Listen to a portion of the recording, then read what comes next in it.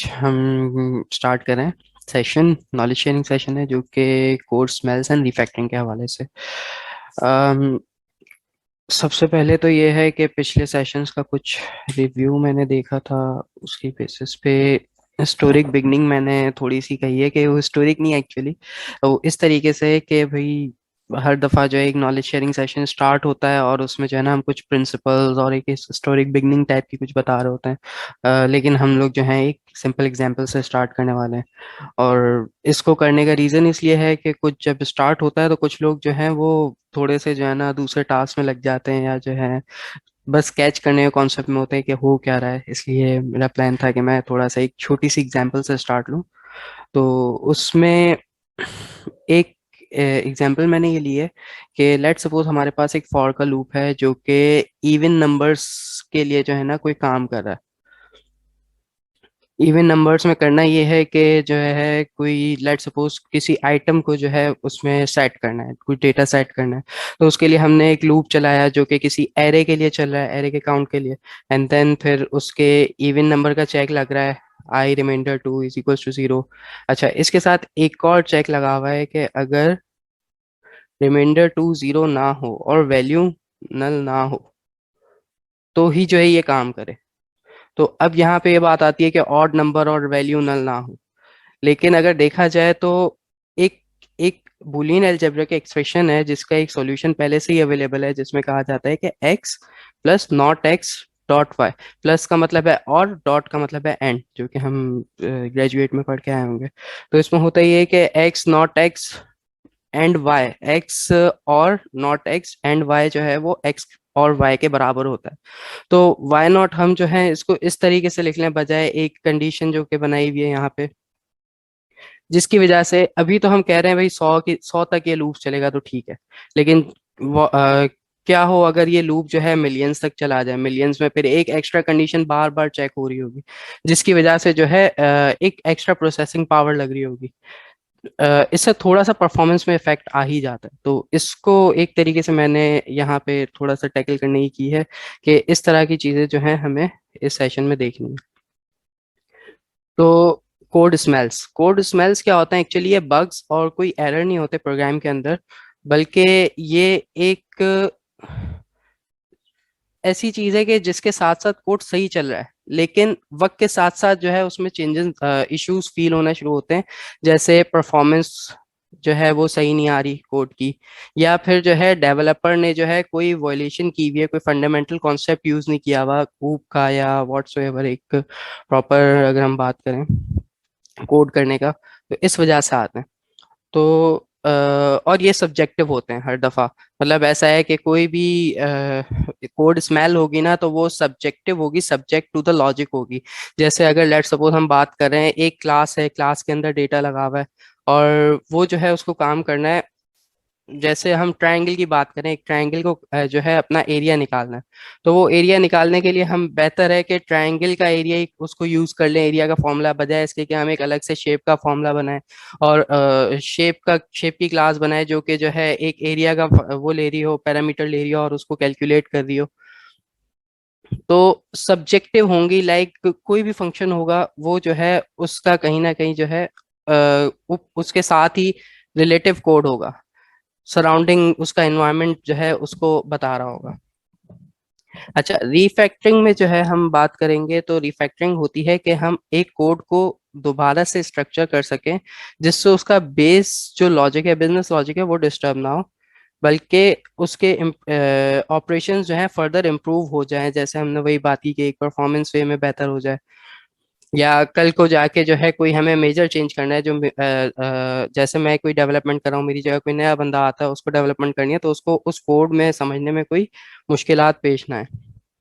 तो रिफैक्टरिंग जो है वो इस तरह का काम है कि हम कोड को एक फंडामेंटल पे लेके आ जाएं, एक स्टैंडर्ड्स पे लेके आ जाएं कि भाई ये स्टैंडर्ड्स मीट होने चाहिए। तो ये हर दफ़ा एक रिव्यूअर का काम होता है। रिव्यूअर जो है एक दफ़ा कोड रिव्यू करता है एंड देन रिफैक्टरिंग का प्रोसेस शुरू होता है उसके बाद, अगर उसको नीड है तो ये रिफैक्टरिंग होती है। एंड देन ये एक हमारे पास कोड स्मेल्स का कैटलॉग है जिसमें जो है 5 मेजर टाइप्स हैं, जिसमें कहा जाता है एक ब्लोटर्स है। ब्लोटर्स ये होता है कि भाई एक मेजर क्लास बना ली, एक मेजर कोड बेस बना लिया हमने, जिसमें जो है सारा का सारा बिजनेस लॉजिक एक ही पूरे प्रोजेक्ट का एक ही क्लास में डाल दिया। अब जब भी कोई जो है चेंज करना होगा वहीं चेंज करना है, जिसकी वजह से हो सकता है कि फर्दर चेंजेस स्पेसिफाइड हों। और ये वहां पे इशू करेगा जब कोई मेजर काम आ रहा होगा। जैसे लेट सपोज एक क्लास है जिसमें जो है 8-10 फंक्शंस एक साथ लिखे हुए हैं और हर फंक्शन दूसरे फंक्शन से रिलेटेड है। अब कहीं भी चेंज करना है, लोड आया कहीं भी, जैसे लेट सपोज, चले चेंज नहीं कहते, हम कहते हैं अब ये काम यूज हो रहा है, वक्त के साथ साथ जो है ये वेरी कर रहा होगा, इसका काम जो है इसकी परफॉर्मेंस वेरी कर रही होगी। सिमिलरली एक है object oriented abuser. Object oriented abuser में ये होता है कि भाई हमने ऑब्जेक्ट ओरिएंटेड तो लगा ली लेकिन उसके प्रॉपर प्रिंसिपल्स को यूज नहीं किया, सारे डेटा को एक तरफ नहीं किया, इनकैप्सुलेशन वगैरह नहीं की। इसी तरीके से चेंज प्रिवेंटर, यहाँ पे ये बात होगी कि भाई एक क्लास बना ली हमने, एक क्लास के अंदर कोई काम किया लेकिन वो दूसरी क्लासेस से भी रिलेटेड थी। अब कहीं भी चेंज करना है उस क्लास के अंदर, उसकी वजह से दूसरा कोड बगी हो सकता है, दूसरी क्लास जो कि इसके ऊपर डिपेंड थी वो बगी हो सकती है, तो चेंज प्रिवेंटर होते हैं। इसी तरीके से डिस्पेंसेबल, लाइक डेड कोड्स पड़े हुए हैं, कमेंट्स आउट कोड्स पड़े हुए हैं, ये डिस्पेंसेबल्स में आ जाएंगे। और कपलर्स के भाई दो दो फंक्शंस को हमने आपस से इस तरीके से जोड़ा हुआ है कि उनका जो है ना बस एक एक छोटा सा काम था और बाकी जो है वो फालतू का कपल हुआ हुआ है, तो ये होता है ब्लोटर्स। ब्लोटर्स की एक थोड़ी सी डेफिनेशन और उसकी सब क्लासेस हैं। ब्लोटर्स का वही है कि ब्लोटर्स जो है वो कोड हैं जो कि एक मेजर काम, मेजर प्रोपोर्शन किसी लॉजिक की जो है उनके ऊपर डिपेंडेंट होती है, और उसके बाद जो है वो वक्त के साथ साथ जो है वो अपना बिहेवियर दिखाते हैं कि भाई किस तरीके से काम हो रहा है और अब यहाँ पे परफॉर्मेंस इसकी डाउन होगी। इसमें हमारी अगर हम सब क्लासेस की बात करें तो long method, large classes, pre-emptive obsessions, long parameters list, like एक फंक्शन बना रहे हैं इसमें पैरामीटर्स बहुत ज्यादा हैं, डेटा क्लम्प्स। इसमें से मैंने एक डेटा क्लम्प्स को जो है फर्दर आगे थोड़ा सा डिफाइन करने की कोशिश की है। डेटा क्लम्प्स वो होते हैं कि एक फंक्शन है जैसे यहाँ पे मैंने बताया हुआ है, इसमें जो है मुझे हर दफा डेटा से, एक डेटाबेस से एक डेटा लेके आना है, जो कि मैंने डेटा टेबल रिटर्न करा लिया है इससे, जिसका काम है कि वो डेटाबेस से फ्रूट्स लेके आ जाए। अब यहाँ पे हो क्या रहा है, वो जो है एक क्यूरी बनाई, उसका टेबल बनाया, इस तरीके से पूरा एक फ्रूट्स की क्लास के अंदर यहाँ पे गेट फ्रूट्स का जो है यहाँ पे एक फंक्शन लगा दिया।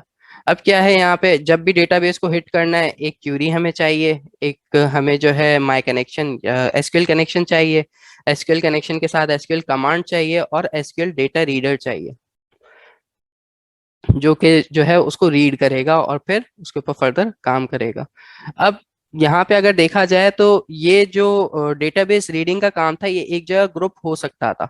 ग्रुप इस तरीके से हो सकता था कि भाई हम जो है एक क्लास बना लेते और उसमें एसक्यूएल कनेक्शन और एसक्यूएल की जो कनेक्शन स्ट्रिंग है वहीं पे ही हम रख लेते, और इसके साथ साथ हम उसकी कमांड्स का जो काम है कमांड को भी हम एक जगह रख लेते, और फिर बस हम वहाँ पे एक लॉजिक लगाते हैं फ्रूट की क्लास के अंदर के जो है वो टेबल लोड करके इस क्यूरी के थ्रू लेके आ जाए। तो ये ज्यादा बेहतर होता है बनस्बत इसके कि हमने जो है एक एक पूरे के पूरे बंच को जो है बार बार यूज किया हुआ है। अब जैसे फ्रूट्स है, इसके साथ साथ मैं अब एक एनिमल्स की क्लास बना लेता हूँ, तो वहां पे मुझे दोबारा टेबल्स को फैच करने के लिए दोबारा यही वाली क्लासेस, दोबारा यही वाले पैरामीटर्स को यूज करना पड़ेगा, यही वाली डेटा टाइप्स को यूज करना पड़ेगा डेटा निकालने के लिए।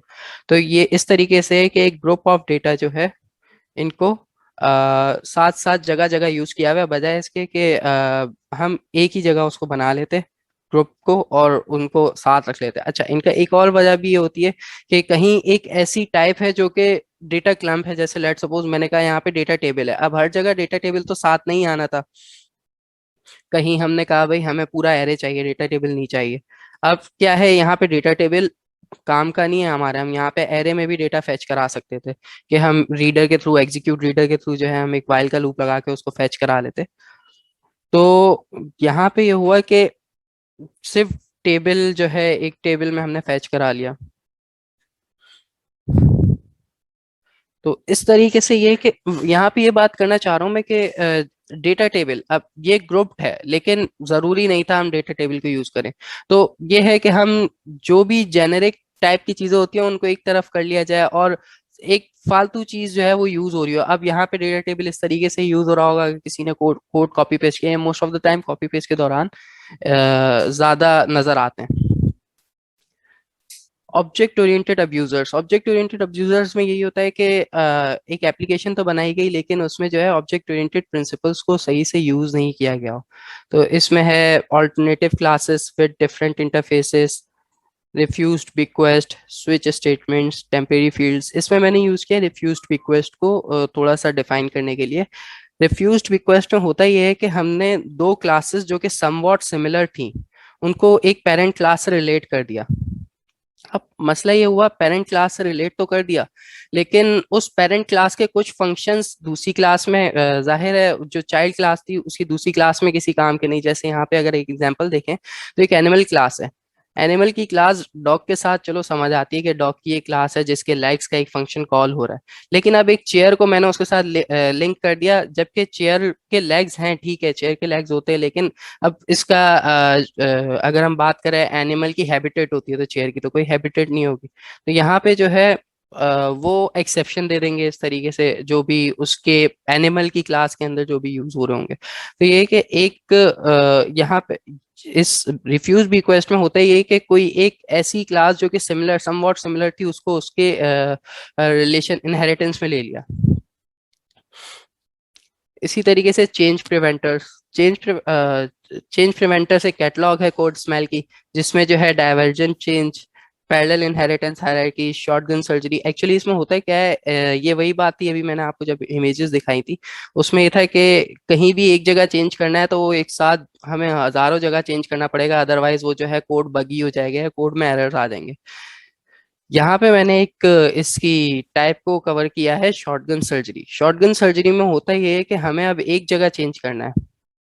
अब वो चेंज मुझे हर जगह चेंज करना पड़ेगा। जैसे यहाँ पे मैंने एक एग्जांपल दी है, मेरा एक HTML का कोड है जिसमें हो ये रहा है कि जो है ना एक फाइल होगी जो कि फाइल जो है वो इनपुट लेगा और अगर वो फाइल है तो उसके साथ डाउनलोड का ऑप्शन भी दे देगा। ये कह लें एक HTML का टेम्पलेट है, अभी इसको छोड़ दे, इसकी डिटेल में नहीं जाते। तो अब ये HTML का टेम्पलेट अगर मैंने एक जगह यूज किया डॉक्यूमेंट अपलोड के लिए तो, और यही चीज मैंने 10 जगह अगर यूज कर ली तो मुझे हर जगह जाके इसको फिर चेंज करना पड़ेगा। तो ये भी एक कोड स्मेल है। इसके साथ कोड सही चल रहा होगा लेकिन यही है जब नया डेवलपर इसके ऊपर कोई चेंज करने आएगा तो उसको एक जगह चेंज कर दिया, अगर वो ज्यादा नॉलेज नहीं थी उसके पास, ज्यादा हाउन नहीं थी, तो होगा क्या, व्यू एक जगह कहीं और कुछ और आ रहा होगा, एक जगह कुछ और आ रहा होगा। डिस्पेंसिबल्स में यही है कि थ्रो अवे कोड्स होते हैं, लाइक कमेंट्स हुए डुप्लीकेट कोड्स हुए। डुप्लीकेट कोड्स में ये है कि भाई अब एक लॉजिक एक जगह चल रही थी, दूसरी जगह किसी नए डेवलपर ने चेंजेस कर दिया तो अब वो कोड जो है वो बगी हो गया कि भाई एक जगह सही दे रहा है डेटा, एक जगह सही नहीं दे रहा। इसी तरीके से डेटा क्लास डेट कोड ऐसा है कि भाई कहीं फालतू का कोड रखा हुआ है, कहीं यूज होना था लेकिन हुआ नहीं। जैसे हम लोग जो डेवलपर्स यूज करते हैं, मैंने एक अपनी जो है एक हेल्पर क्लास टाइप की बना ली जिसको मैं तकरीबन जब भी नया प्रोजेक्ट आएगा उसमें यूज करूंगा, लेकिन उसमें से फालतू फंक्शंस को हटाना भूल गया।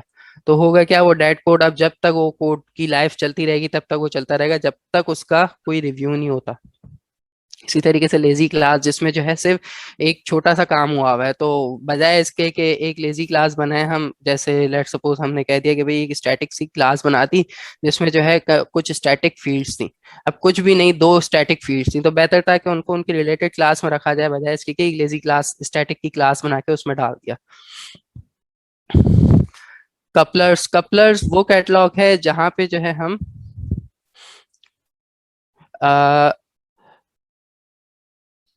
दो क्लासेस के दरमियान कपल्स किए हुए होते हैं, हमने दो फंक्शंस को आपस में कपल किया हुआ होता है कि भाई एक एक क्लास के अंदर एक फंक्शन है जो कि जो है दूसरी क्लास के दूसरे फंक्शन को कॉल कर रहा है, आपस में एक दूसरे से रिलेट हुए हुए हैं। और बस एक छोटा सा रिलेशन था जिसको जो है बेहतर था कि हम कपलिंग किए बगैर ही कर सकते थे, लेकिन उनको हमने फालतू का कपल बनाया।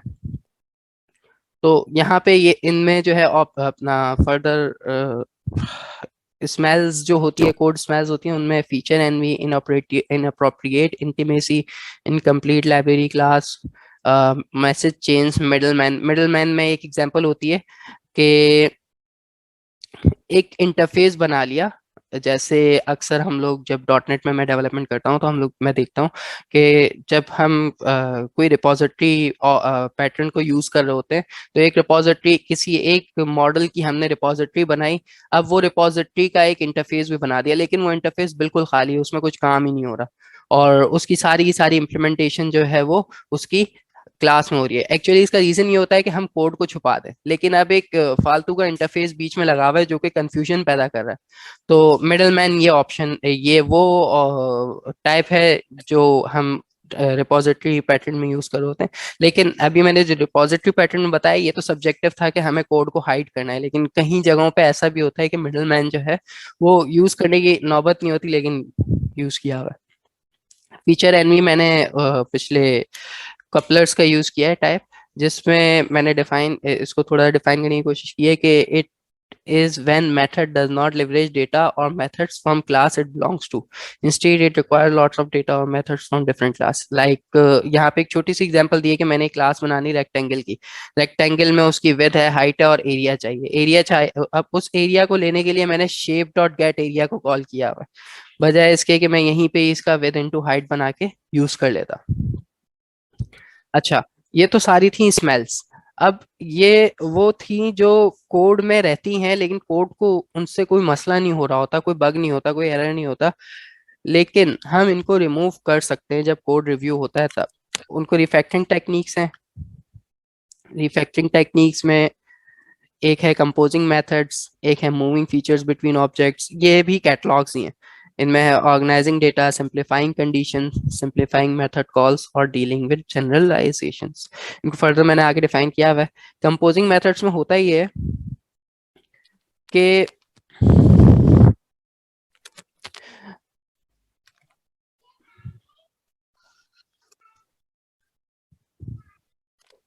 हेलो, आवाज आ रही है?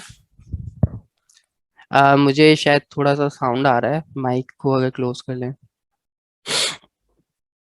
जी आ रही है आवाज। ठीक। यहाँ पे होता है कि रिफैक्टरिंग हम इस तरीके से करते हैं कि हम जो है एक मेजर फंक्शन को जो है तोड़ के छोटे छोटे फंक्शंस में बना देते हैं। लाइक अगर हम बात करें कि हम जो डेवलपर्स कहते हैं कि भाई एक फंक्शन का एक ही काम हो, एक फंक्शन अगर यूज हो रहा है तो उसमें एक ही लॉजिक लगी हुई है, बजाय इसके कि हम पूरी की पूरी जो है उसमें लॉजिक जो है सारी मिक्स करके लगा दें। तो ये एक रिफैक्टरिंग का एक है कि हम जो है मेथड्स बना लें, हर हर छोटे से काम के लिए एक फंक्शन बना वो। इसी तरीके से है move features between objects. Like हमने दो अलग अलग क्लासेस बना ली। मतलब ऐसा था कि दो कोड के जो हैं दो अलग बिहेवियर थे, तो हमने उनको दो क्लासेस में तोड़ दिया। तो तोड़ जितना सकते हो उतना बेहतर है, क्योंकि इससे है ना हमें फर्दर आसानी होती है। यहाँ पे एग्जांपल मैंने यूज की है कि भाई फ्रूट है। अब फ्रूट के अंदर उसके जो है नाम होता है, फ्रूट के पास सीड्स हो सकते हैं, ये पूरे उसकी प्रॉपर्टीज हो गई। उसकी शेप के लिए जो है मैंने एक फ्रूट शेप का अलग से एक्सटेंशन क्लास बना ली, जो कि उसकी शेप लेके आएगा नाम यूज करते हुए, या व्हाट्सएवर हम उसकी प्रॉपर्टीज को यूज करते हुए बना रहे हैं। इसके अलावा ऑर्गेनाइजिंग डेटा के भाई हम जो है डेटा को सारे एक तरफ रखें, सिमिलर डेटा को जो है एक क्लास के अंदर डाल दें और उनको वहीं पे यूज करें। कंडीशंस, सिंप्लीफाइंग कंडीशंस, जैसे कंडीशंस जितनी बेहतर हो सकती है, जैसे अभी हमने शुरू में एक बुलियन अलजेब्रा की लॉजिक देखी थी, वो चीज़ यहाँ पे फिट होती है रिफैक्टरिंग में। सिंप्लीफाइंग मेथड्स के हम जो हैं एक मेथड को फर्दर सिंप्लीफाई कर दें। उसके लेट सपोज हम बात करें कि जो है एक क्लास, एक मेथड है जिसमें जो है एक एक्स्ट्रा पैरामीटर लगा हुआ है जिसकी कोई जरूरत नहीं थी, या एक छोटा सा काम कर रहा था, तो उसको जैसे कोई कांस्टेंट यूज किया हुआ है, तो कांस्टेंट जो है हम बजाय हम उसके के दूसरी क्लास उसको एज अ पैरामीटर लें, उसको डायरेक्टली हम रिलेट करके यूज कर लें। मेथड के नाम जो है थोड़े से फेमिलियराइज रखें। ये एक रिफैक्टरिंग का कॉन्सेप्ट है। और जितना जनरलाइजेशन की तरफ जा सकते हैं जाएं भाई, जितनी बेहतर क्लासेस बन सकती हैं हम उनको बनाएं। ज्यादा जनरलाइजेशन भी एक इशू बन जाता है आगे चल के। तो मतलब ये है कि बिजनेस लॉजिक से हमारा जो है रिलेशन हो जाए, इतनी जनरलाइजेशन करनी चाहिए। एक चीज और होती है इसमें कि कोड कितनी दफा एडिट होगा या आगे चल के फर्दर एडिट होना है या कितने टाइम तक यूज होना है। अगर लेट सपोज हम बात करें कि एक छोटा सा कोड है जिसको आगे जो है फर्दर ज्यादा रिफाइन नहीं होना, ज्यादा डेवलपमेंट नहीं होनी, तो फिर उसमें ये कोड रिफैक्टरिंग का इतना इन्वॉल्वमेंट नहीं होती और वहाँ पे जो है इतने इश्यूज नहीं आते, बनिस्बत इसके कि हम जो है एक बड़े प्रोजेक्ट के ऊपर काम कर रहे हैं और वहाँ पे हम जो है एक इधर उधर से कोड उठा के कॉपी पेस्ट करके उसके ऊपर काम करें। ये रेफरेंसेस हैं जो कि मैंने यूज़ किए थे इस प्रेजेंटेशन के लिए, और एक बुक यूज़ की थी रिफैक्टरिंग की, जो कि मार्टिन फ्लावर एंड बैक के जो उनके कंट्रीब्यूटर उनके साथ की। Thank you. कोई क्वेश्चन?